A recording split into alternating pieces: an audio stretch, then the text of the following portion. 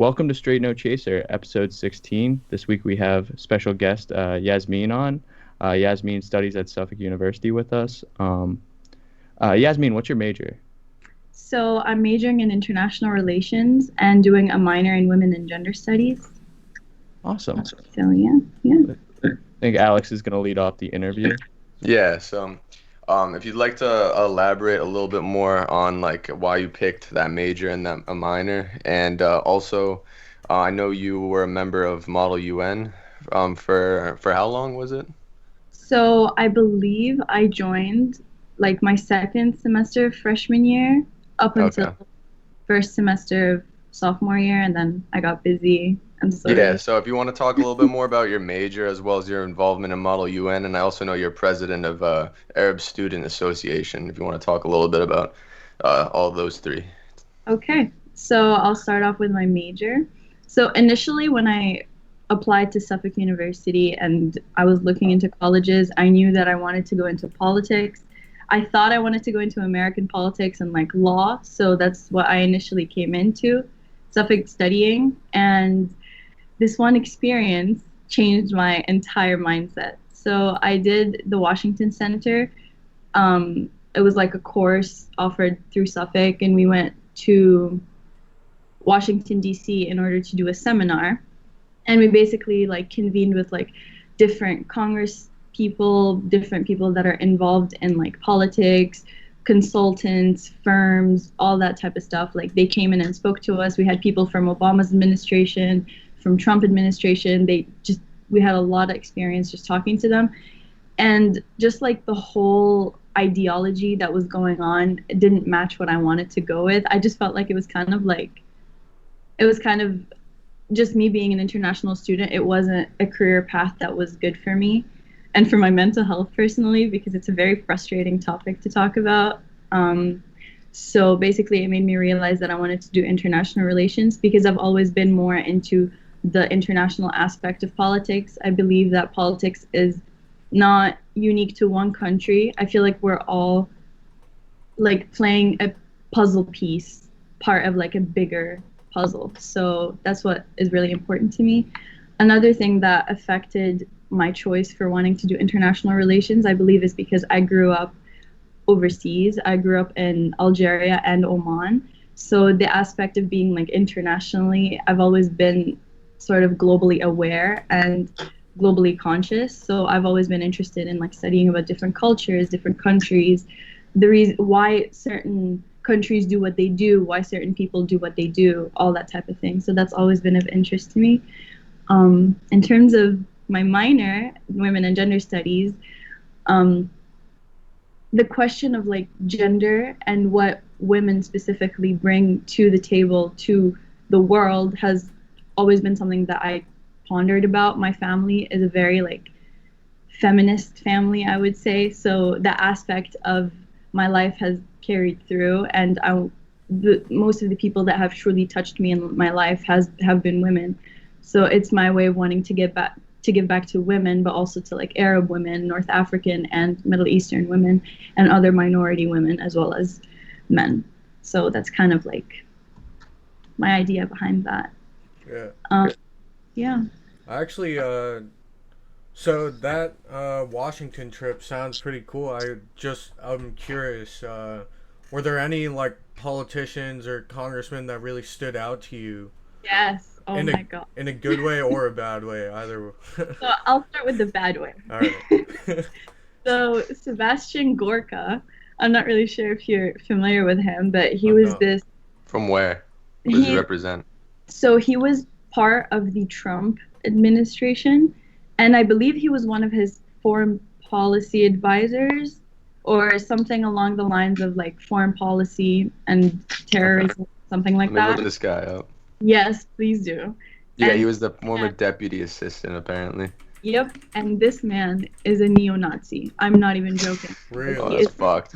Jesus. He is crazy. Like I do vividly remember that we were actually I had a classmate and she was like, so what do you have to say about Trump's rhetoric talking about Latinos in like a bad way and like the representation of like of the LGBT community and all of that. And this man is like, President Trump is not racist. President Trump has an ambassador that is gay. What are you talking about? Like, this man literally, he is so... I'd just like to point out real quick that gay isn't a race. He was completely unprofessional, and he was screaming at the students. He was just very like if you watch some of his videos, he holds himself in like a very like macho way, and he screams a lot. So that's like his argument is basically screaming. Yeah, he thinks he's right if he yells at you. I looked this guy up, actually. He was in the 90s. He was an advisor to Viktor Orban, like the leader of Hungary, who's just like recently like banned and like kind of de-democratized the country a little bit. Mm-hmm. So that doesn't surprise me. Yeah, like the thing that doesn't surprise me is Trump likes to hire yes men. So you either 100% are on board with Trump's message or you're not part of the administration. He just fired a few people in the Justice Department, and he fired his the Secretary of Defense because they weren't trying to set up like transition teams. for Joe Biden, and Trump fucking fired them. Because Trump is still going with the narrative that the election results are fraudulent. Yeah. He did the same thing when he actually took office too. Obama left all these teams to train his advisors. He just got rid of them like in a couple weeks. Yeah, I mean, the thing with Trump is that like his style of leadership is a very insecure style of leadership. And in international relations, like if we talk about it like from a foreign policy standpoint, he's very on like the offensive side. He's very like realist in terms of like his foreign policy. He's aggressive. He wants other countries to know that America can be a threat to them if they cross them. And that's not going to do anything. That's only going to make other countries want to retaliate rather than just be like, oh, let me back off. It's literally basic prisoner's dilemma. And yeah, but what about? Sorry, I was just gonna say, what about the ones that you thought were like you admired? So ones that I admired. Definitely harder to find. Yeah, definitely. I really have to think about that one. That gives me a lot of That's hope. Washington for you. Really, like it's difficult. I don't remember. Fuck yeah. No, it's Washington. I cannot even like think of a specific name, but I can remember like something that made me very interested was the fact that like there were people that were doing research on like on money and their impact in politics. And there's this woman that actually was studying why women cannot be president or vice president in the United States.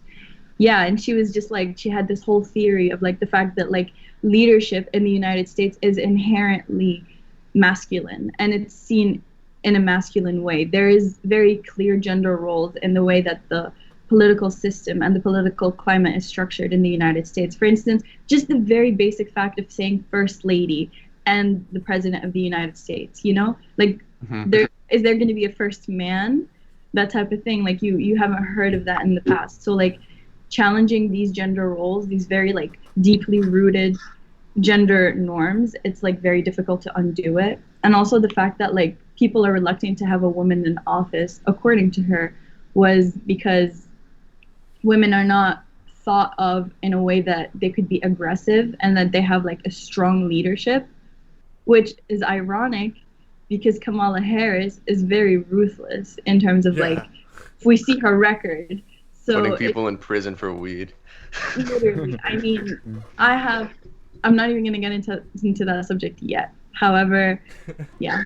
I mean, that's something that kind of interested me, like the whole, like, study of, like, what women play a role in politics. Thing is, like, the politicians themselves and the Congress people didn't really touch me in any way, but it's just the experience of, oh, this sounds interesting, but I definitely don't want to do this in the future, kind of, like, got really solidified when I think she's right about there being, like, a widespread, like, people won't be open about it, but I think there is, like, this widespread mentality across our country that like was probably the reason why we haven't had a woman president yet, because like they don't see like most women politicians as being capable of leading the country, because you're kind of right, there's like this like in the American mindset, not obviously a lot of people in this country, but there's too many people in this country who think that it has to be like kind of a traditional, like some guy who's like the kind of like the father figure of the The country nuclear almost. family. Yeah, exactly. They Um, need like the guy to be like he's like the strong leader of yeah, I America. Has to agree be with like a everything man. that's being said. I do think the trends are starting to shift though, like with Kamala Harris Yeah, becoming vice president. Not only that, you see tons of women CEOs in the private sector now. So I Mhm. I'd think say it's slowly starting to shift. But what I always thought was ironic is the fact that like all the generations, starting from like the 60s onward, we still haven't had a woman president with all the progress that has been made and everything. Uh, like Kamala Harris as VP is the first nod to over 50% of the U.S. population in the executive exactly. offices. And the It was fact too that kind of other countries shocking. like Ukraine and Turkey have had women in power, like countries that are way less considered way less democratic and free than here. Yeah, I Like think in the U.S. women will start to see more equality and power through business before they will in politics. Like, it's usually how it happens actually because yeah, like the even in the 60s when there was like the civil rights amendments that were passed or sorry, civil rights bill that was passed, you saw the real impact happen in the private sector because a lot of the times public facilities were open to African Americans, but private sector would still keep the doors closed. yeah, But once President Kennedy made like initiatives to actually get private sector to like take action, because like how many people really use public facilities often? Most of the time, you're going to private businesses to do your day to day like lively things. So once you see shifts in private sector, it tends to like escalate into public sector. Yeah, for sure. yeah. Another thing actually is that I feel like women will have a much more like significant role being in the private sector, to be honest, because in the past women have been sort of always been put to the side to do public sector type things. Yeah. So it's very important to have women be in charge of money, have women do that things and like jobs and tasks that are deemed traditionally male. For instance, being a CEO, for instance, being Fidelity. a CF. Exactly. Abby Like they need to Johnson. be, yeah, She's they need amazing to, too. There's actually one other thing I always like to point out too is like in my high school, for instance, I think it was 7 or 8 of the top 10 students were women. So women are actually taking much more of an initiative Yeah, actually, to get educated. we're yeah, and seeing a there's Like trend more that than men are now. Like men are becoming a little bit more stagnant, at least at the high school level, from what I noticed. now Like there was college less of level a too. drive. Women have like more of an internal drive, and I definitely noticed it in high school. In college, I feel like people are more educated, so you have to actually like really want it. So like it doesn't. I guess gender goes out the window, but I'd still say I'd be interested to see what college statistics are because I think No, there's still more women in college than men. yeah, we're yeah, actually there's seeing a trend. more. Yeah, Yeah. we're So actually seeing I a always thought trend that was super across like interesting. the whole country that like more and more women are going and getting college degrees than men. Yeah. also And more and more minority women as well. Yeah, But I feel like that's, even though that's a major like step for women to sort I think of that's like get, a stepping stone for the yeah, generation, is yeah. what I'm trying to say. Is like that indicates what the next 30 years will look like. yeah. I mean, as long as it's not used as tokenism, because frankly, I do believe that the reason why Kamala Harris was elected was due to tokenism. Oh yeah, for Like sure. Oh, it was not out of the good of Biden's heart to No. be like, oh, let me conveniently have a black Asian woman vice president. Like he knew that he really needed to pull the most craziest mixture of person in No, order to yeah. win presidency, because his so, presidency was definitely not expected, There to were be honest. way more qualified people, I think, that he could have picked, and instead he picked Kamala just because of the way it looks. yeah, Like, I actually think it was a way for him to get like I think part of the reason that Hillary Clinton didn't become president was because she isolated herself from the progressive wing. But Biden was smart in the fact that he found a way to pick someone who's not a progressive but fit all the check marks for what like the side of the party would want. In my opinion, like I think that's what Biden did because Biden's not a progressive, if we're being honest. Yeah. For sure. He does have a Biden's track good. record of helping like blue collar and the working class, though, which I think is a good thing. And since his wife is in education, I'm excited because I think they're gonna start investing a lot more into education after DeVos fucked everything up.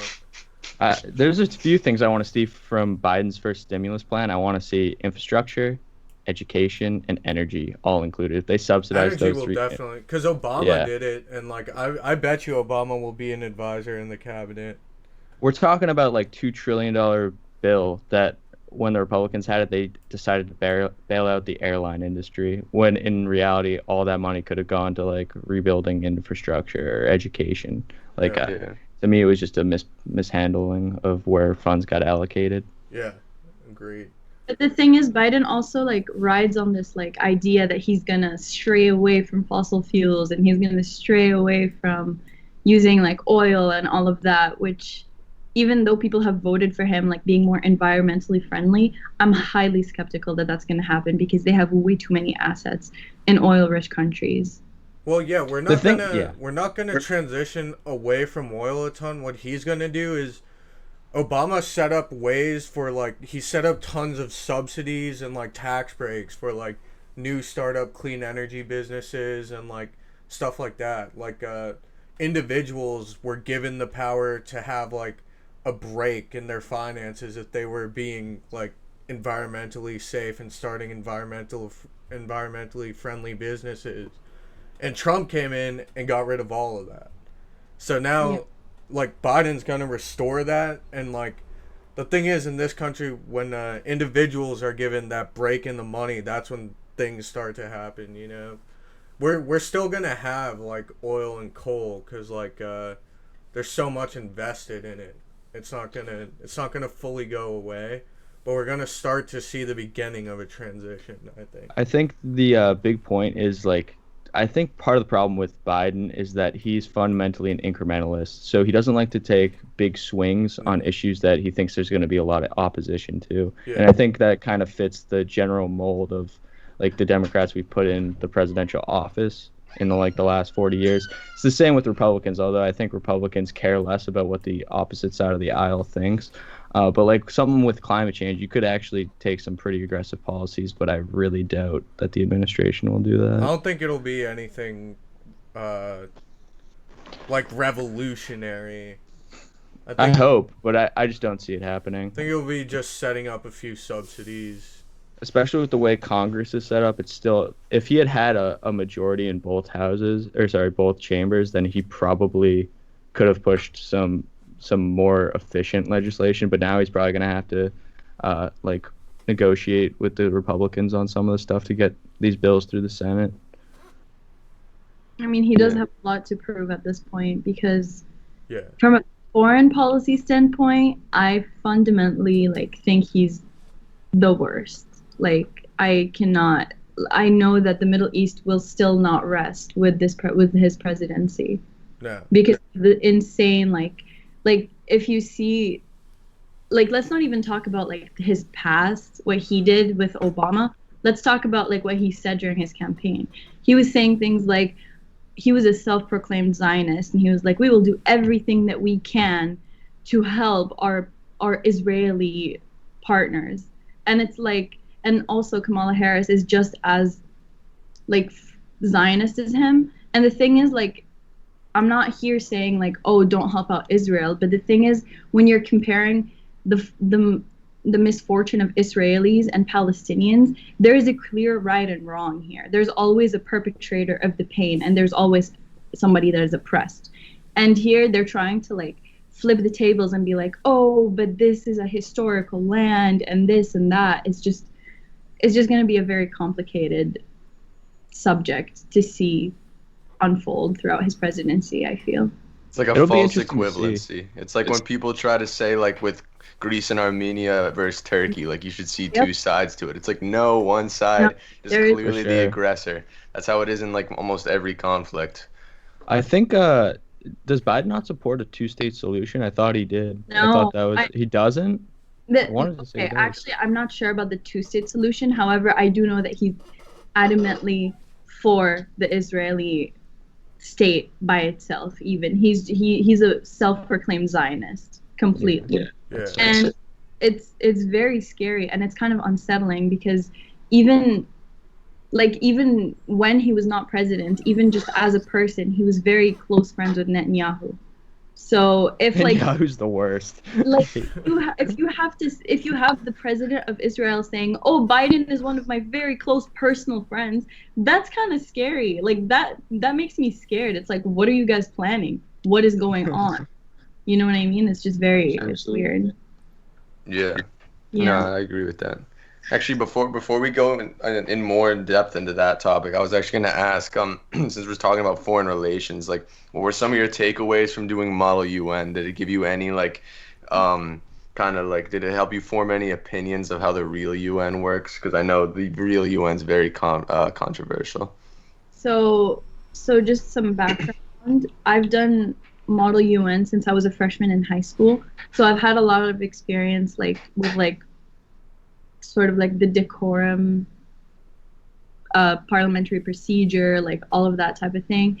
And like the thing is, I wasn't with Model UN. I really liked how we had like the diversity of different opinions and different people, like different educated individuals. And it was actually the first place at Suffolk where I saw other people being just as interested in international politics as I was, because people don't usually think about international politics that way. So that was very interesting. However, like I didn't really have like the chance to go on one of their, what do you call it? Like, what do they don't call it exhibits, do they? No, I forgot what they're called. The one when they go to Washington, right? Yeah. I wasn't able to go on it because I joined conventions, I think is what they call it. Yeah, their conventions and their, what do you call it? I genuinely forgot the name, but yeah. I mean, overall, I think they're a very interesting group of people. Like, there's obviously a bit of power struggle from what I've heard of it going on last year, but Oh yeah. Just like SGA. Shout out SGA. I mean, Shout out SGA again. Our advertisement team.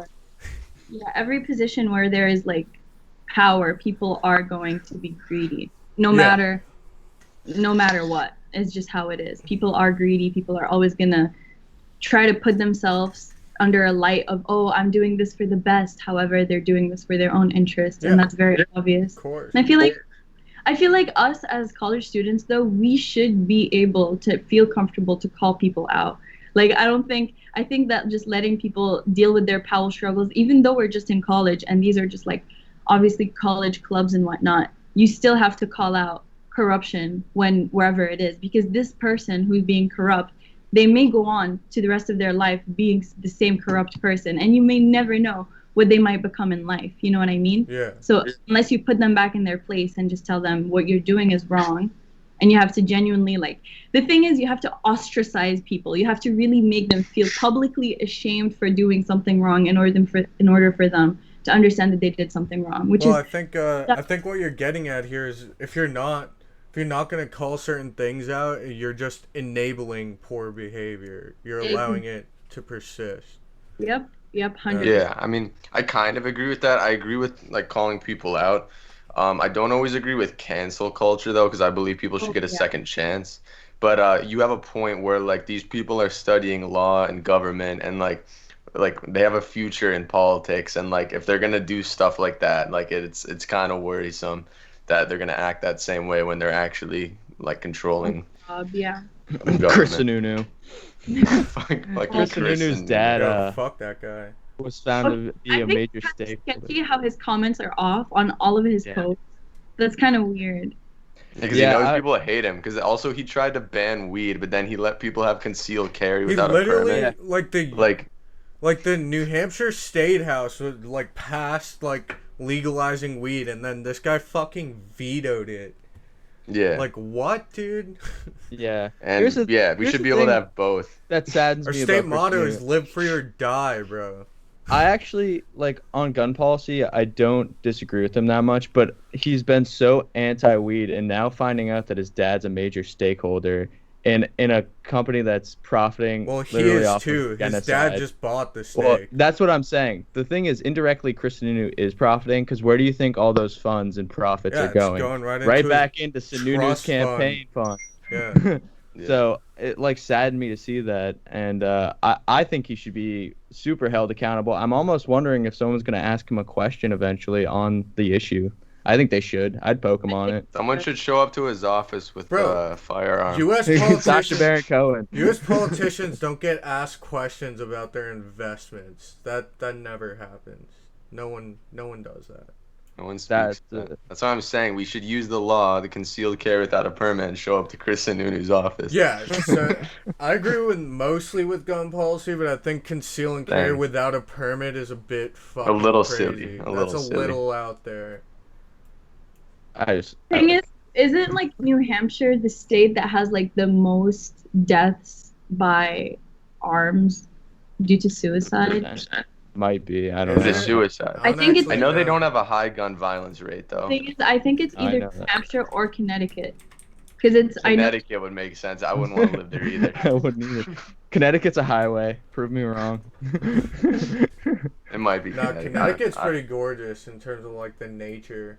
We actually talked about Connecticut. I don't want to go down this road. Yeah. This route. All right, But I was gonna say. I think it's Well, I time was gonna to, say finally. Wait, I was gonna ask her one more thing. I was gonna ask her just about because I know you're president now of ASA, Arab Student Association. I just wanted to talk about why you decided to join that club and now why you decided to run for their president. Yeah. So it was a very undemocratically. I was undemocratically elected, actually. Nice. So. Woo. That sounds good.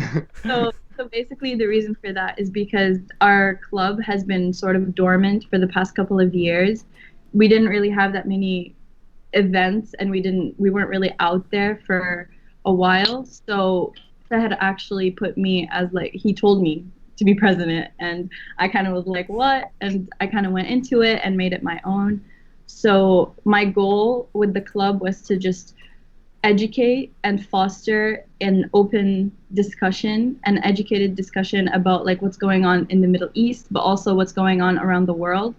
And my goal was to give back to the Boston community, the Arab community in Boston, at Suffolk, and around the world. So we mainly serve to educate and just empower people. So something that we've done to do that was do you guys know, obviously you probably do, the bombing in Lebanon? Yeah. Yeah. The Beirut explosion. Yeah, the Beirut explosion. So basically what we did was we partnered up with like 8 different universities in the greater Boston area, and we partnered up with their Arab associations, and we did a Boston-wide fundraiser in order to donate money to an organization called Min Bab Lil Bab, which serves to do home rebuilding for the wreckage that happened due to the explosion. So we wanted to serve our community in that way. We want to serve our community in the sense of we hosted a Zoom event where we had like over 50 different students from Boston attend and just like talk to other different Arab students, and we talked about politics, we talked about just like life in general. Another thing that we're going to do is we're going to bring up a civic engagement coordinator. Her name is Hadil. It's going to be an event actually next week, so Nice. feel free to join. Yeah. So basically, so what we're going to have is she's going to come in and talk about the importance of civic engagement in Arab and minority communities and how important it is for especially these communities to stay civilly engaged with their local politics, with their country politics, with world politics especially. And it's big on the movement of sort of straying from, so like as Arabs, when we have like these documents, we have to sort of cast the white on the ballot. While we're not white, well, some of us are not white, we're Arab, and they still don't have Arab on the ballot. They don't even have Middle East. So there is literally no representation. So we're working on changing that and going more towards the other option and writing Arab, and eventually, hopefully, having that own column there. Yeah. And even though that's a very, very small thing, it means a lot to many different people because that just shows that like the representation is there. You know what I mean? Another thing that we're doing is we're going to bring a Palestinian entrepreneur who just started a grassroots organization to help reinvest in Palestine. And we're going to have him talk about his experiences with starting this business basically, and talking about like he's had a lot of different talks with Israeli activists, and he's Palestinian, and he's a youth leader basically. He's 19. He's still in college, but he's doing like this, and he's doing all of this hands-on work with helping the Middle East. So we want to bring him to like talk about the importance of like the Arab youth talking about politics and bridging that hatred that there is between Palestinians and Israelis, and not just Palestinians, but Arabs and Israelis, because there's a lot of animosity, and especially with the with Israel being reinstated into the Middle Eastern states, basically more officially, has played a role into that. So trying to alleviate the tensions with that is good. And those are just a few things that we're doing. We're also going to be doing actually a workshop with Model UN with a woman named Sara Minkara, who is she's a leader and an activist for disabled people, and she's going to be giving a workshop on public speaking and just community outreach and community service. So these are things that are very important that we want to like give to, and these are all workshops and events open to like the whole university. They're not just limited to Arabs. So yeah. And when's your guys' next meeting? So our next meeting is Thursday. Okay. From Awesome. 1:30 to 2:30. Cool. I think I'm actually gonna join, or like come and sit in on the meeting. I'd be interested to see. Actually, this Thursday we're going to be talking about the effect of the election on the Middle East. Okay, awesome. Yeah, so that's going to be interesting. yeah. I feel like so Biden, I feel like will probably be. It seems like hands off when it comes to foreign policy. So I think whoever he appoints as a Secretary of State is really going to be more like the head of that. Because I think Biden is much more focused on domestic things. I actually wanted to ask your opinion, Yasmine. So I heard that there's more Muslims that got elected this year to Congress than previous years, and I was interested to hear your take. I don't know the specific number, but I'd like you to go into it if you could. Yeah. So I don't know the specific numbers either, but there is a major rise in like Muslim representation in politics now, and it's insane because when I was a freshman, I didn't even know that there was like Muslim representation in the US at all, to be honest. I was very like skeptical of it. However, like with Ilhan Omar, with I forgot the other one's name, I'm sorry. Is it, I thought there was Tlaib. 5 now. Is there not? I thought there was 5. There's elected Rashida members. Tlaib in Michigan, who's Palestinian. Yep, Rashida Tlaib, and Super cool to many see. yeah, it's very cool to see the representation of especially women, Muslim women that are outwardly like Muslim, because like when a man is Muslim, you don't really see it, but like women wear their religion, and like seeing a woman wear her religion and be elected to be a leader of something is something huge, and it's something that's like a major step into the right direction, and it's a major step into representation in as a whole. And seeing that sort of passion with Muslim women is good, and it makes me very inspired. So Yeah. that's my, It's actually kind of what's interesting too is there's actually more there actually there's more politicians than you'd think actually, at least men in our government who have Middle Eastern and Arab heritage. Actually, not all of them though are Muslim, I'll say, but like Ralph Nader, he was Lebanese Christian. Justin Amash, who's a libertarian from Michigan, he's a Palestinian Christian. So sometimes it's you kind of have a point with that. Like sometimes people don't always know either, so it's like a good thing to bring attention to. Isn't Chris Sununu's dad is like part. Chris Sununu is also claims to be Lebanese and Palestinian from his dad's side. Are you joking? Yeah. How? That dude looks whiter than me. Because he's Greek Orthodox. They're mad white. The Greek Orthodox Lebanese. No, but but I'm like, what? Sorry. Go. No, I was just gonna be like, what the fuck is he doing? like not helping his neighbors out. Like he's literally fucking over his neighboring countries. Bro, you think he's connected to his roots? Fuck no. Probably No, not. Yeah. Definitely not. No. Yeah, it was just I'm very interested to sit in on a few of the discussions because I feel like I get too many of my Middle Eastern news sources from America, and I'd be interested to see like people who actually have experience in the Yeah. region talking about it. That's like the actual way to get informed for anyone listening. I'm of the mindset that you can't really get informed by anyone else besides people who have experience in the region or have experiences in America being Muslim as well. So for sure. definitely interesting. Actually, And then what was about- the date again that the 19-year-old is coming to the club to speak? Oh, that's gonna be next week. That's gonna be Okay. November 19th. Yeah, Okay. we're gonna advertise it all over our Instagram. You're gonna see it around. Don't worry. Cool. Yeah. But it's gonna be Also, very exciting. Yeah. I was gonna say, I also like how you guys are trying to build bridges because what people in America don't understand, like between different communities, people in America don't understand how diverse the Middle East is. It's a really diverse place, and there's obviously people who are there's Arab Muslims, Arab Christians, there's Arab Jews as well. There's Aramaic people. I know Assyrians. There's ethnic Jews who aren't Arab, and like there's a lot of similarities. Yet these groups, I know, like there's a lot of tension.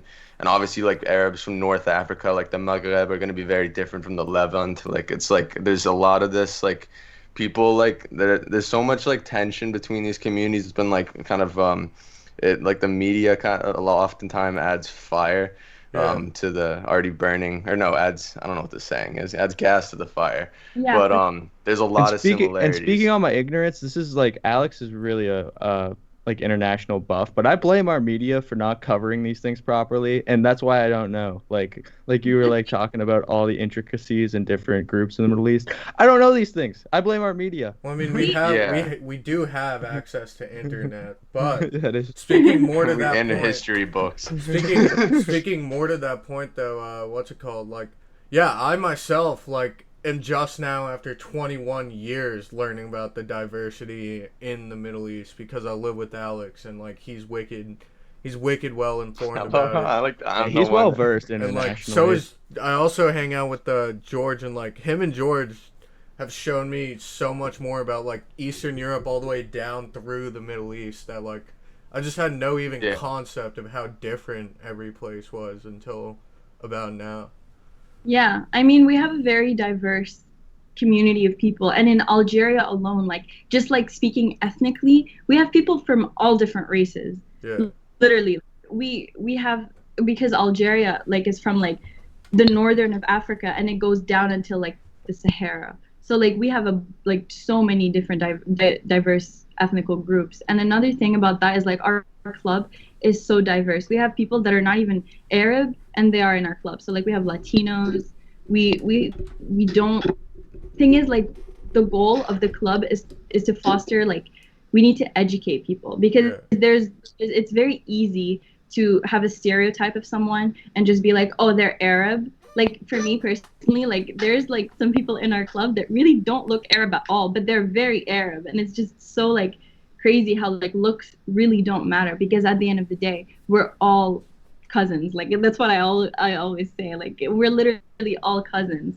Like it's crazy. Yeah. We all come from the same area. Like when we go back into like Pangea, basically. Like it's crazy, you know.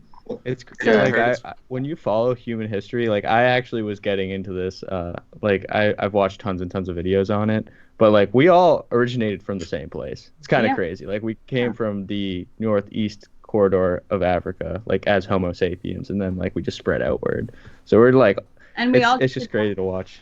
Yeah, and we all just adapted and took the looks of our environment, basically. Like that's all that it is. Pretty much. Yeah. And that's what it is. For those of us that believe in evolution, at least. I should say, yeah, for those of us who follow science. There's those. dumb bunches. Yeah. No, Earth's 6,000 years old. Sorry, guys. Young Earth, whatever That's what that the is. Bible says. Bro, gonna do? dinosaurs didn't exist. That's fake news. Nah. Aaron There was Donald. no one Aaron here Donald in the before Adam, Donald bro. NFL. thinks He the doesn't Earth is flat. believe in dinosaurs. He thinks they're made Who up. doesn't? Aaron Donald. Neither does Kyrie Nice. in the NBA. Yeah. And he thinks the Earth's flat. They just Are can't you fathom that, here? like, yeah. Yeah, He that's- says he does at least, which I don't know why you'd want to go around getting people to think that you have those ideas, but yeah. It's just completely. So the thing is, like, especially with pop culture, like, I feel like pop icons don't realize the influence that they have on people. Like, their dumb ideas, as dumb as they are for them, you have little kids looking up to these people, and they want to be like these people. So whatever they say or do, they're being idolized. So they should genuinely walk on thin ice, and they should be held accountable for what they say, and they should be held accountable for being educated and for educating others, because they have the platform to be able to do that. Yeah. You know what I mean? Especially in such like a pop crazy culture that we have. Like we're just super connected with pop culture. It's crazy. Like it's more than the previous generation. So we're overly connected.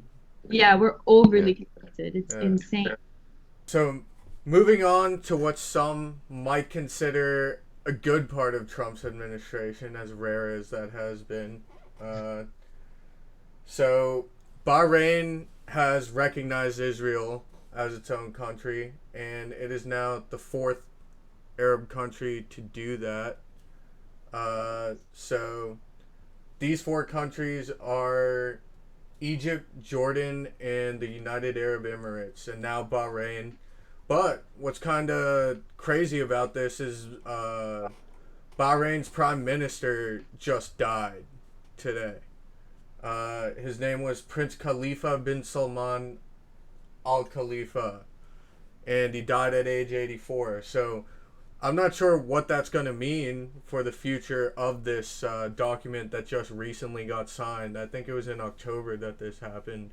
So a lot can change depending on who they appoint next, because I'm not sure if the people of Bahrain or the people of the area necessarily agree with what has happened here. So, yeah, I mean, thoughts? So my thoughts on the reintegration of Israel into the Middle East, I would say, has been something that has been long overdue. Like there have been, I'm 100% sure that the UAE and Saudi and Jordan and like a bunch of other Arab countries have been like using Israel on the low for certain relations. You know what I mean? Like there has been a relationship already. However, like recently they've just decided to make it more more formal. Yeah. Because my personal opinion is that they fear that the United States is going to start withdrawing from the Middle East. And because of like the pandemic and because of like everything that's going on with coronavirus, a lot of the neighboring Arab countries don't really have much of a choice but to depend on the technology and the intel that Israel has, not only in terms of technology and medicine, but also in terms of their army, of their arms, of trade, of just influence in general. I feel like they just need them more in terms of just like benefits rather than like amicable relations. You know what I mean? They don't necessarily love each other, but it's more like a needing relationship. They need each other at this point. Yeah. So I think that's part of the reason why they're being reintegrated. In terms of Bahrain, I think that's a very, very tricky situation. Like, I don't know what's going to happen with that. Like, I don't really know how they elect their next ruler. I think it's by whoever's next in line, like the successor. Yeah, it's Bahrain a democratic because it said prime minister. I was like, oh, are they a democratic country? I didn't know that. Oh, okay. I don't believe so. I mean, I don't. They're more than Saudi, if that says. I mean, yeah. I feel like even if they're not like directly democratic, they use these words. You know, like they use democratic words like a prime minister, vice president. That may mean, but it's probably still going to be an appointed one. and it's not going to be one that is going to be against like the general ideology of the country. They have to be within the same framework of what the majority of people think, and also within the framework of the religious aspect that plays into that, because that's going to be that plays a big part into it, you know. However, like overall, I don't know if I completely.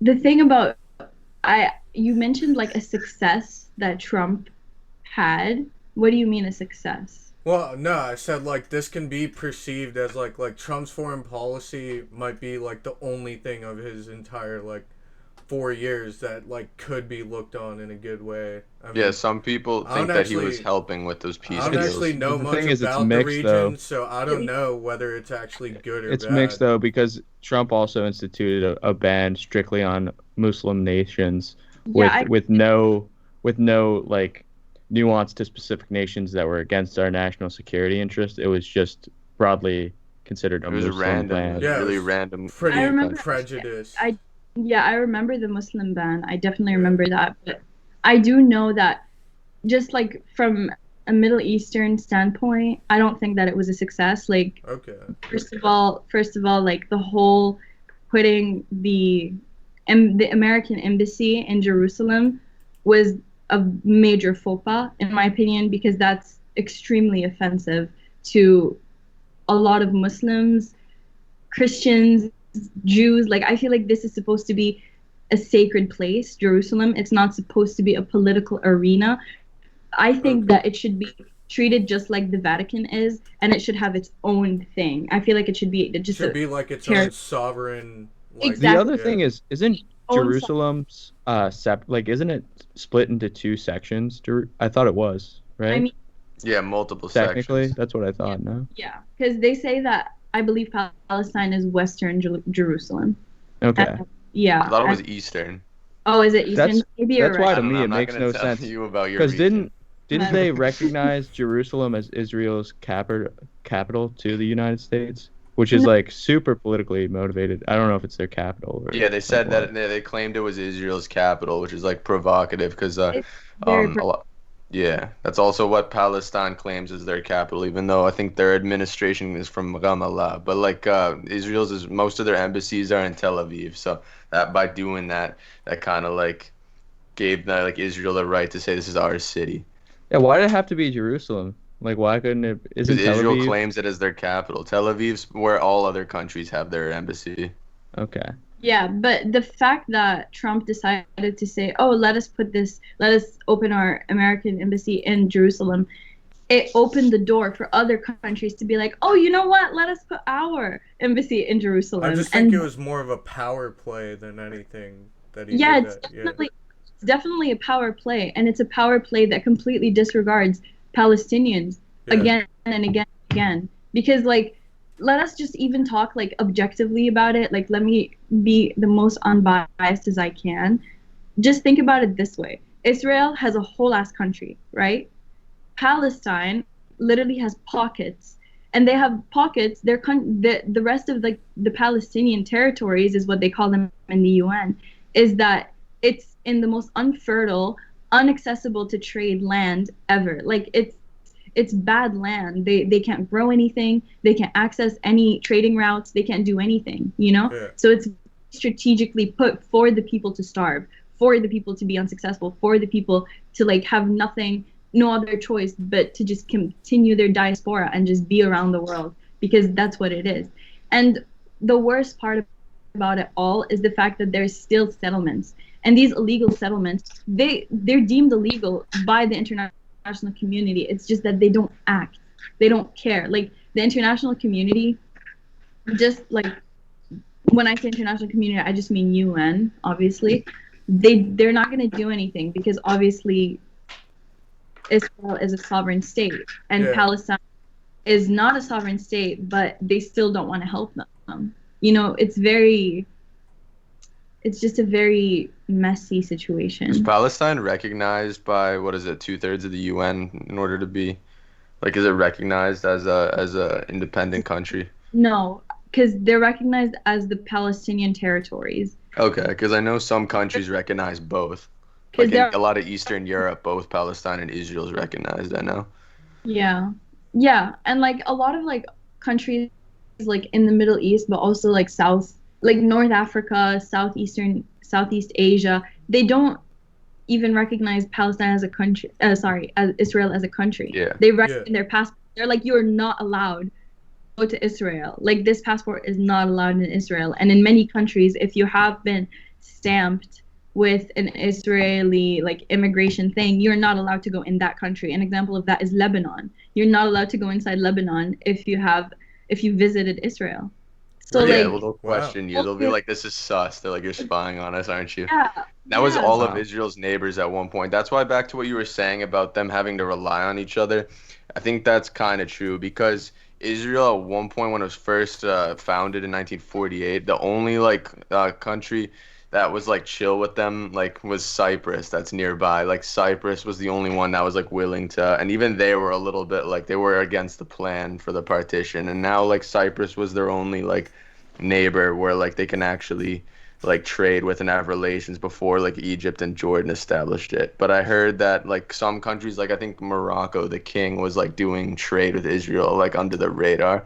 So I Yeah, think you're right. It's a matter of time before they need Israel's technology and Israel needs their like oil and natural resources. Yeah. I yeah. actually also wanted to ask a They question. need their they huh?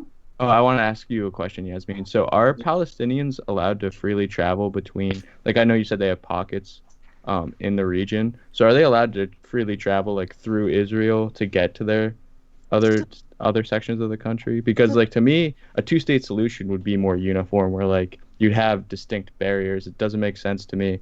It almost seems like, I don't want to draw a comparison that much, but, like, it almost seems like reservations in a sense that unfertile lands were given to the Oh, it's Palestinians, where it exactly should be like more of a reservation. uniform border.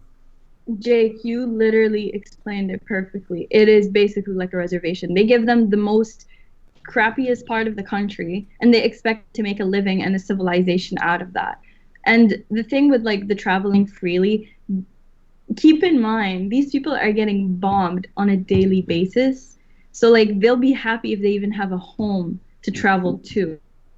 Yeah. You know what I mean? Like they usually travel to the outskirts of the countries. They travel to Jordan, to Lebanon, they travel to Syria, they travel to Turkey in some cases, they travel to they travel to Algeria, they travel to Morocco, they travel to like different countries. They try to avoid being in Palestine. Some of them do have houses and they the thing is like Palestinians like this animosity between Palestinians and Israelis stems from the government. Like it's not the people that are born inherently hating each other. It's the fact that the government brainwashes their own people to be like, oh, let's go. Like they're stealing our land. Arabs are gonna always kill us. Arabs are this. Arabs are that. Like Yeah. Islam is very extremist. They all want to convert us. They all want to take our land. It's that narrative that is being drilled into these people's minds on a daily basis. So they're forced to see us as a constant enemy.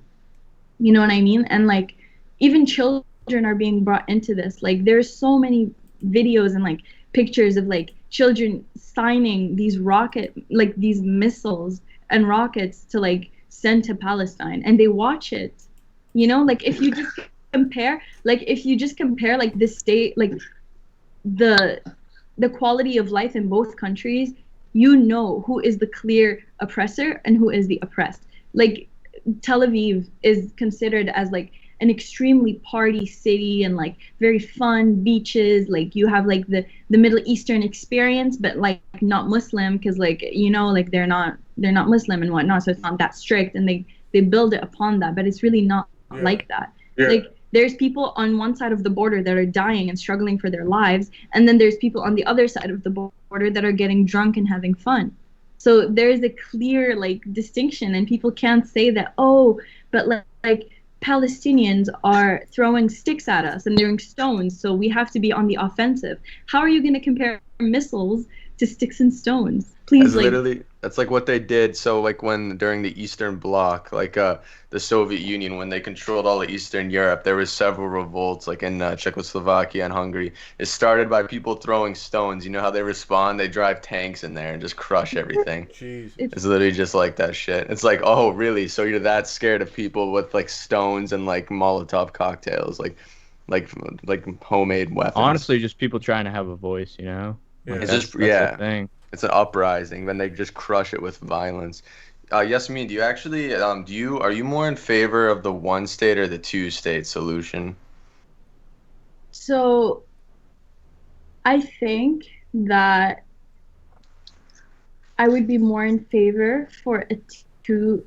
Personally, I would prefer if Palestine was its own country without like two states. I mean, yeah. I mean, Israel and Palestine deserve to both be their own countries. So I'm assuming that's the two-state solution, right? Hmm. So yeah, I'm in favor of the two-state solution. However, I'm not in favor of Trump's plan of a two-state solution because that was complete and utter trash. Literally, like what was he expecting? He gave nothing to the Palestinians. Like, and if you read the plan, he wanted the rest of Palestine to be built on like the side of Egypt.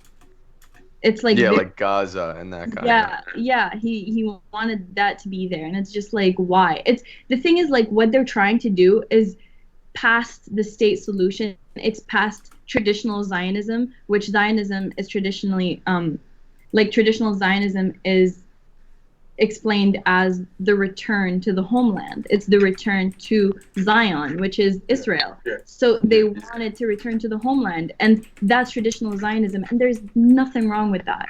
Literally nothing wrong with that. But now it's getting to a point of ethnic cleansing. They want to completely erase Palestinians. They want to actively erase their existence. They're taking away their fingerprints. And once you take away the fingerprints of a country, what is there left?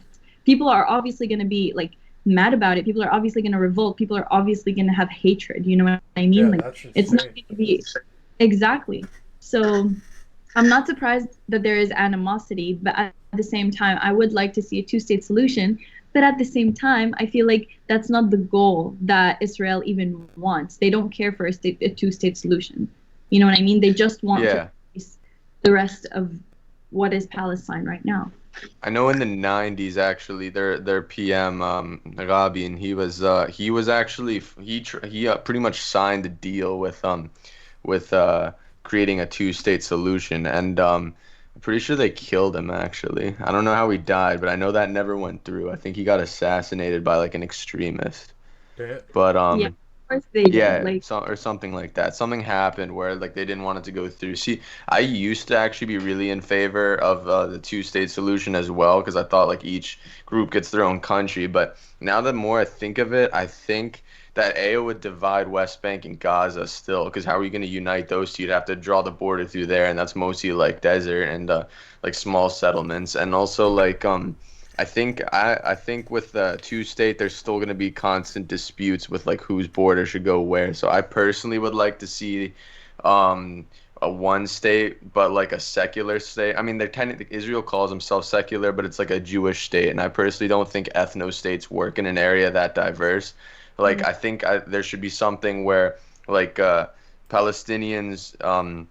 The Jews, like both Christians and Muslims, other like ethnic minorities who are there, like the Aramaeans and the Druze, they should all like have one state, kind of like Lebanon, where like they put like the president maybe is Jewish, like in Lebanon he's Christian, and then like they do like the prime minister is Palestinian or something like they kind of split the government, you know what I mean? And among representation, but everybody's treated equally. Everyone has the same rights regardless of. That's what I would like to see. I don't know how what would they possible. call the state? You know, like what would Yeah, they? they'd have to change the flag and the name, but Yeah, that's because that's where the animosity starts from because this is so like religiously packed and that they really don't like Israelis and Palestinians really don't want to give up that identity, and identity is really crucial because as I mentioned before, it's their fingerprints.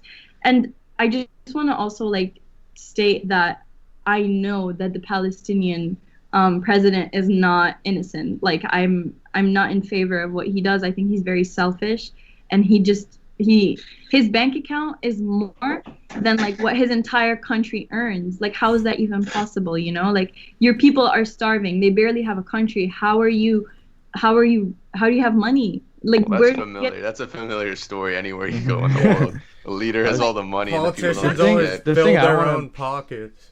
The thing I Exactly. wanted to mention too is like it seems like no matter the way you draw the borders, you're displacing Palestinians or Israelis no matter where the border disputes happen. Like you're gonna Yeah, I was relocate people essentially. even though I don't know much about the history, I think I don't know. a one-state solution probably makes the most sense because all these people are used to the land in this one region, right? Like these people are Yeah, like no one wants to leave like their no home. one wants to leave the region, so it's like how would separating it out would only give people less land to work with, I feel. True. Just only in problem terms of is- practical application, I feel like I a one-state I really am solution skeptical. makes more sense. If it was a one-state solution, how do you know the Israelis still wouldn't oppress the Palestinians inside See- the nation state? Yeah, They're That's also afraid that they'll become the minority if it's like the ethnic Jewish people would become the minority. That's one of the reasons they're against it. They like their claim. But like It's even if such they a are mess. the minority, like I do know that there are still some villages where people are coexisting. Yeah. Like there's Jews and Muslims, and they're living fine, and they love each other, and they're all harmonious and stuff like that. Like the issue here is not the people coexisting with each other. It's the leadership. It's the question of like what the leadership is doing and what the leadership is conditioning the civilians to think of the opposing of the respective countries. You know what I mean? It's the leadership that is instilling this hatred and this animosity into the civilian populations, and the populations are basically doing the leadership's dirty work. You know, Yeah. they're like, oh, let us rile them up, let us piss them off all as much as we can, and then we don't have to do anything. They can just start fighting and like doing their like suicide bombers and like all that type of thing. You know what I mean? Like there's so many movies that I've seen. I know this might be off topic, but even if you just think about like the representation of Palestine in TV or like in TV shows versus the representation of Israel. Have you seen the TV show Messiah? No. No. Well, just like basically it talks about like the chosen one, and like basically I don't know. I suppose it's like sort of like Muslim, but also Jewish, the coming of Jesus, blah blah blah, whatever. The thing is, the representation of how they they show Palestinians, they show them as followers. They show them as like, oh, like they just follow this religious ideology. They just follow this herd. They're in the desert. They're doing this. Like they're hiding. Their places are like very like even like the scenery, like the lighting, the tone of like the movie. It makes you feel a certain way because that's how you build stereotypes. You know what I mean? Yeah. Like that's how you, like if you don't know about a country, like the one thing that you do know about that country, it's gonna stick to you because you don't know anything else. You know what I Who mean? made that movie? Was it made in the U.S.? It was It's a Or show. Netflix movie, right? it's a Netflix. It's a Netflix original. Yeah. If it's American, then that tells you everything you need right Yeah. there. Yeah. Because it's Yeah. Big shocker. in Europe they have a pretty different view of the situation. Yeah. Oh my God. Do you know Robert Fisk? I've heard of him. Yeah. He wrote the War for Civilizations, Okay. and he has this like he was talking about this distinctly. Like he was saying that in the United States, you cannot talk about the Palestinian-Israeli conflict without somebody coming out at you calling you an anti-Semitic. Yeah, that was like when Mel Gibson made The Passion of Christ. They called him anti-Semitic for like portraying historical events. Yeah, like it's very hard to speak upon these subjects because the political climate is already like skewed in towards one way. Like That's Yeah. like that's kind of what I wanted to mention. It's like I don't even see how there could be a resolution because it just seems so complex. And to me, I have no clue. I mean, if that yeah. makes sense. You know, it's actually a movie you would like. I haven't seen it yet, but I know Abi and Alec watched it. I think you'd be interested in it, Yasmine. It's called The Battle of Algiers. It's actually about the Yeah, France-Algeria that was a War. good movie. yeah, I've seen it. Oh It's yeah. crazy. Yeah, Yeah, of course. it's wild. Like It's the way they shot some of those scenes is just insane. I don't know how they got some of the explosions they got. Like wow. the thing is, I believe that they also use real life footage from like what genuinely Yeah. happened. Did And they? the things Yeah. with the French, like what the French have done to Algeria is sickening. Like you guys, I'm sure you guys have heard of like the recent turmoil that's happened in France with like Yeah. Muslims, like Yeah. Hmm. the decapitated teacher, and also like the Algerian women that were stabbed under the Eiffel Tower, all of that. This animosity has always been happening. Like France has been Islamophobic for as Oh, for a long very long as time. I Yeah. remember. And it's ironic because most of the French population is not fully French. They're from the Maghreb. Well, they have Like the biggest population of Muslims in Europe. That's the one thing I will say. I think the reason France is always the one who that seems like they're the most Islamophobic is because they have the most instances of violence between their population and Muslims because they have the highest amount of Muslims in Europe. I think that Eastern Europe has countries that are probably more Islamophobic, just knowing some of the politicians there. I mm, will say. I do think I mean France definitely has not a clean conscience with its history at all, especially with colonialism and attacking Africa and the Middle East and the Muslims. And they act like because like of World War II, they act like they're like the good guy all the time, but they yeah, literally they use soldiers like unwillingly in that war. Yeah. And like afterwards, they had the Franco-Algerian War, which is like what the movie's about. And I think they definitely have a bad history, but I think the problem with Islamophobia is not just of France; it's like widespread across Europe, for sure. especially in countries that don't have many Muslims. Yeah, I completely agree. And I mean, like, there's also like the thing is like Muslims have impacted so much of European history. Like if you go to just like the Netherlands, they've impacted their art history. They like there's this artist, I cannot think of him at the top of my head, but there's he started to portray Muslim women in their art because because there's no representation of Muslim women in Netherlands, and there's not a massive like representation, but there's a big portion of people that are Muslim. You know what I mean? So they Yeah. are trying to like be like, why are we being assholes to these people? They're part of like our culture. The local shawarma shop that everybody loves so much after they're drunk, that the local immigrant opened it. And Like the immigrant opened that. You know what I mean? Like even like the slangs that some French people use, like these are Arabic words. These are words that stemmed from Arabic. These are like ideologies, like holidays, like all this type of like music even. It's all influenced by Muslims and by Arabs and by the immigrants that come into these countries. And the reason why they even come into these countries is because they colonized us in the first because they destroyed their countries. no. Yeah, no, it's true. Yeah. It's very like, it's so frustrating to like see it, but I'm happy because there's more representation now, and there's a lot of educated Muslim, and not even just Muslim, but just educated Arabs nowadays that are willing to be at the forefront of change, and they're willing to be at the forefront of progress and representation, which is really refreshing. I agree with that. Yeah. Jake, do you want to get into your topic now? Since we're speaking of education everywhere, so this is a Reddit post from Ordinary British Guy. So I'm going to assume he's probably an ordinary British guy. Probably ordinary and British.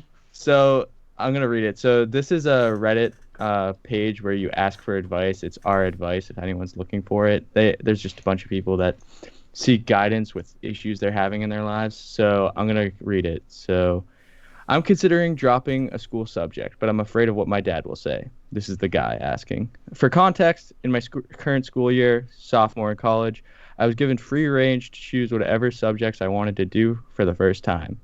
Among the other subjects, I chose maths, as I've been doing since the beginning of the current school I attend. I had considered myself quite skilled at the subject, and my dad was quite a fan of the subject and fully supported my endeavors in it. In hindsight, this was a mistake. Instantly, I had little to no idea what the hell my teachers were talking about, and found the work that I was being sent close to impossible. In all honesty, I haven't had a clear idea as to what the hell we've been doing since early October.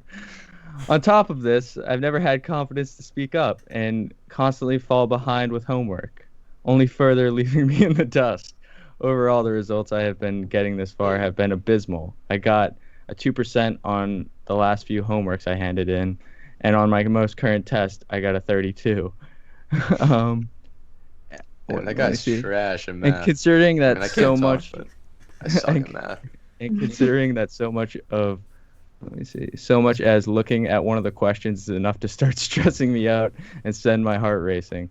I don't see this changing anytime soon. So I am fully considering dropping maths and switching to another subject, but I am worried that my dad will get mad at me. For the record, he is largely unaware of my current progress. Is there any way I can break this to him, or will I just have to face the music? So I posed the question to all of you, what should this guy do? So I'm assuming he's a mathematics major in college, and it's not going well. He's got to speak up for himself, man. He can't just continue living his life like that. It's gonna fucking kill him.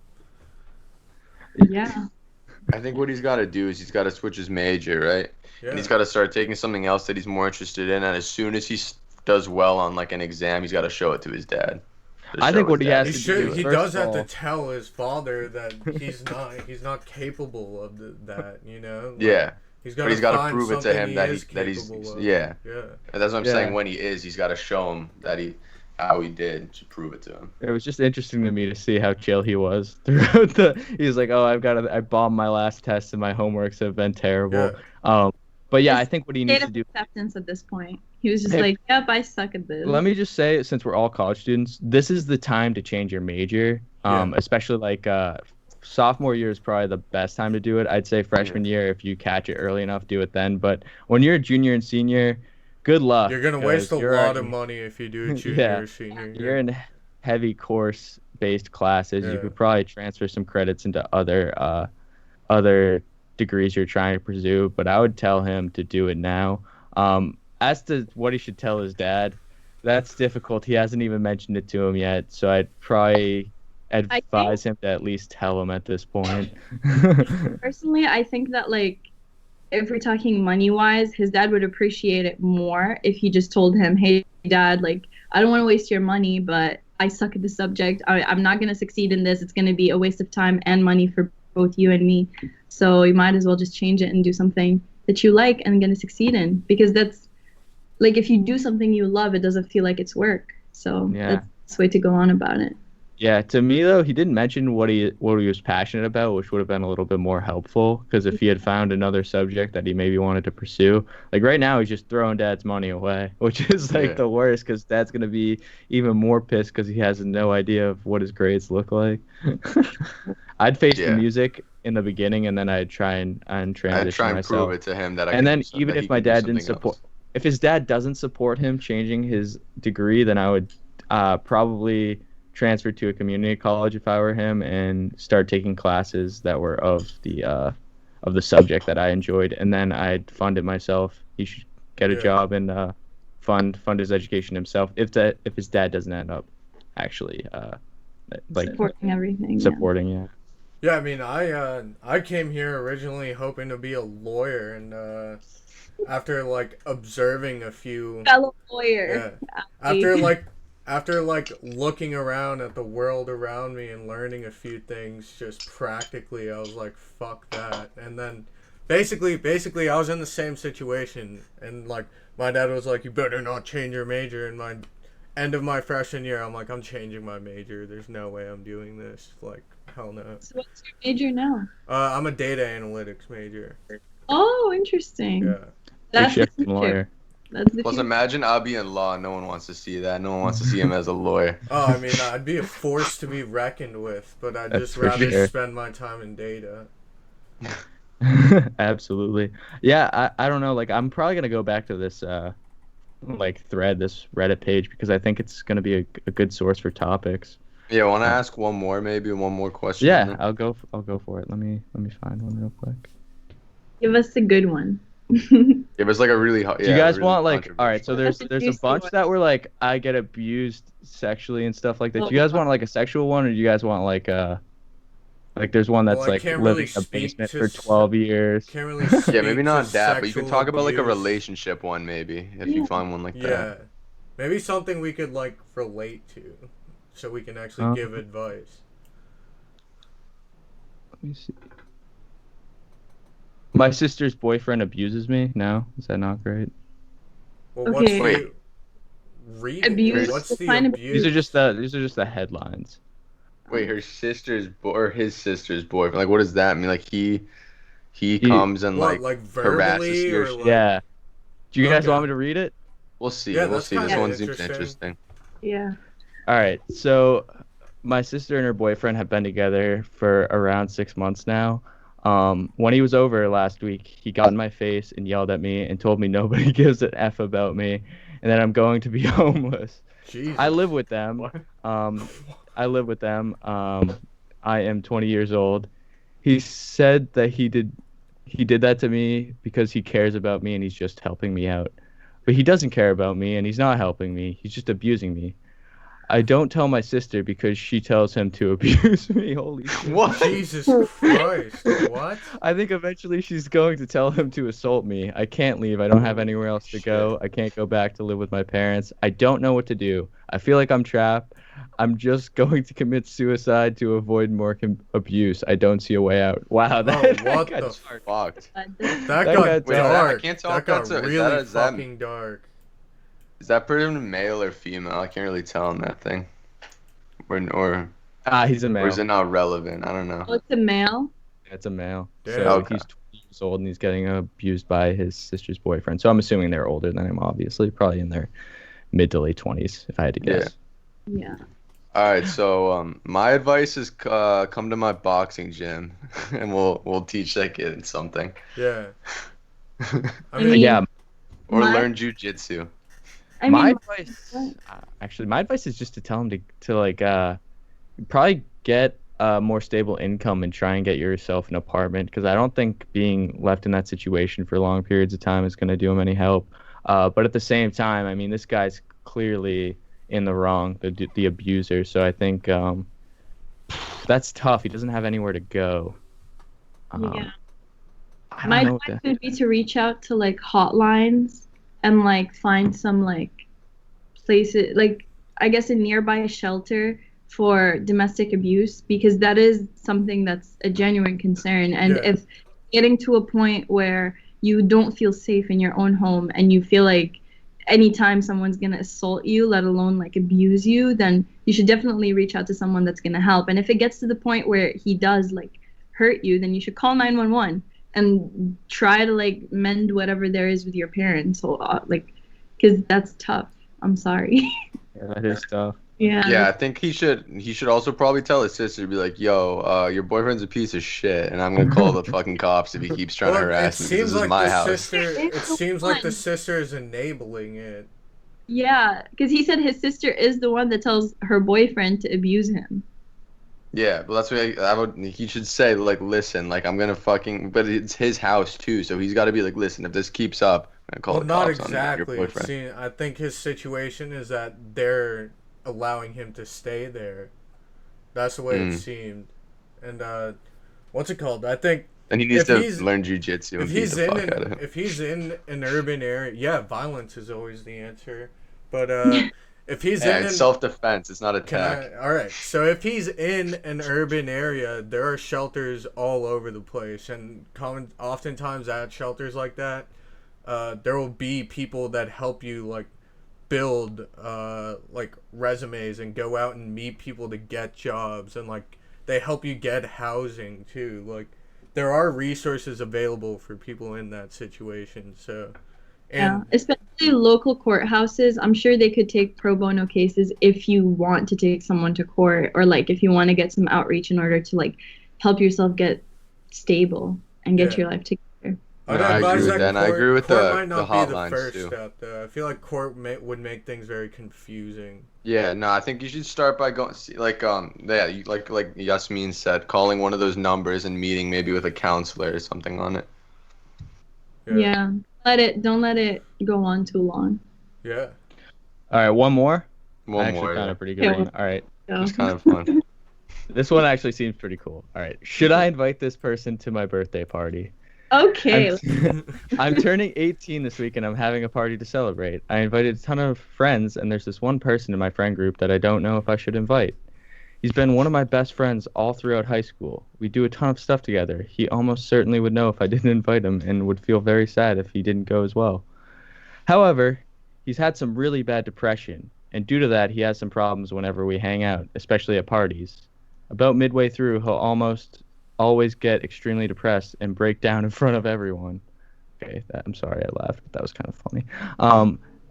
Let me see.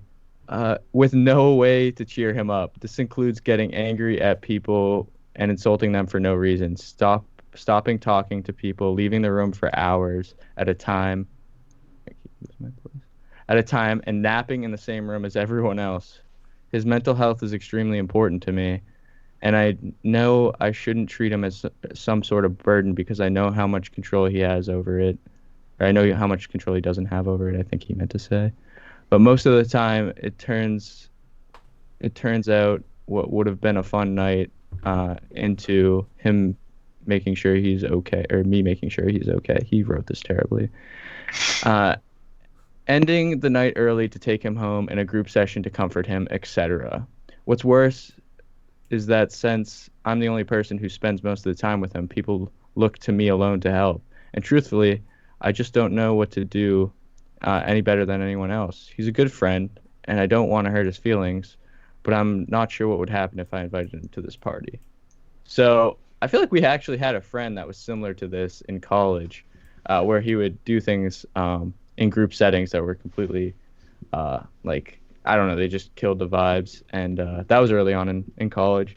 But like he'd always have some sort of emotional breakdown, or he'd say things that would just make the room go awkward. Yeah.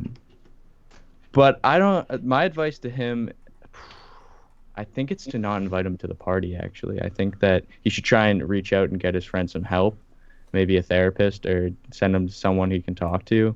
But if it's gonna disturb the party atmosphere, he doesn't want a party to turn the same way he's seen it turn in the past. I'd probably Yeah. advise him against Yeah, inviting him. I agree with that. I also think that he should do something with just that kid, like the two of them together for his birthday.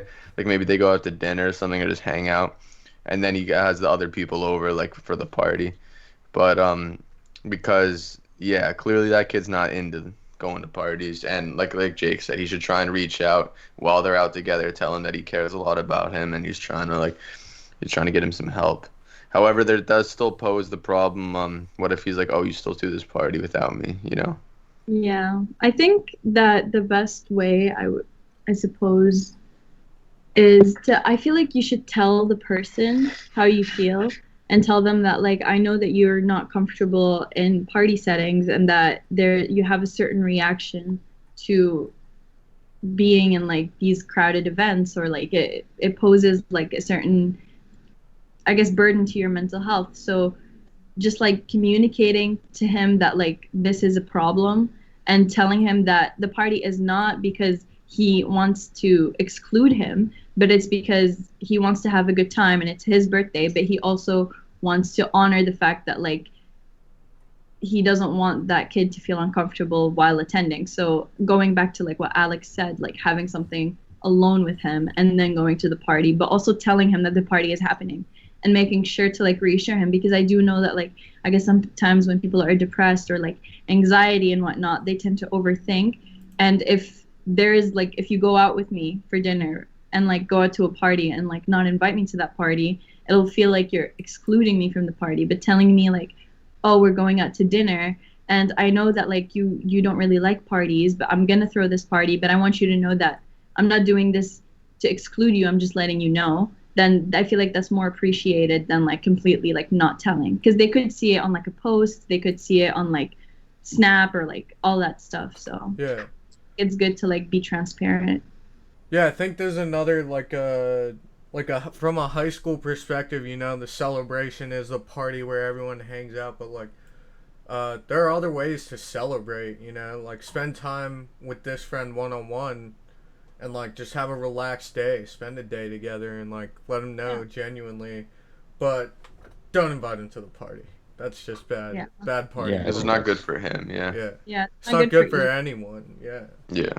I'm gonna keep coming. I think this might be more popular. I'm probably gonna use this page. Well, I think. Yeah, I was like, this is a good idea for Yeah, for I think future we episodes. should start doing this instead of lessons of the week. Honestly. Yeah, we can do that if you guys want. Yeah, we can actually. switch it up. Yeah. All right. So do you want to do lessons for this episode, or do you want to just wrap it up? I think we gave good I think advice. it's a good episode. Yeah. Honestly, I think Yeah. we. I think because All we right, are, we're yeah, gonna we wrap are it. Yeah. coming. I got a to a- couple yeah. parts to cut out. Yeah, that'll shorten it a bit. But all right, so I'll wrap it up then. All right, so that concludes episode 16 of Straight No Chaser. We'd like to thank our guest here, Yasmine Tabib, and thank you obviously to my co-hosts Jake and Abi, and thank you for all our viewers who keep liking and subscribing this to our channel and our videos. Please keep up that support, and also check out our Instagram, straightnochaser.dnt. All right, new episode next week. Make sure to check it out. Thanks, guys.